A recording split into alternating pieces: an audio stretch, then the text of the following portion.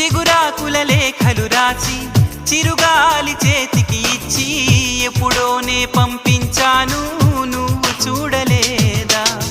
నా మనసే పడవగా చేసి కలలన్నీ అలలుగా చేసి ఎప్పుడోనే పంపించాను నిన్ను చేరలేదా? చెప్పాలని అనిపిస్తున్నా నా ఎదుటే నువ్వు కూర్చున్నా మనసులోన మాట నీకు చెప్పలేకపోతున్నా.